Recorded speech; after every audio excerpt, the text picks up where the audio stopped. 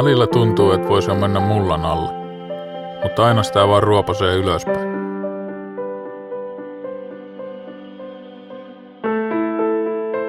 Mulla on aikuiset pojat ja kunhan ne saa opinnot päätökseen, tiedä vaikka me voitais asua yhdessäkin.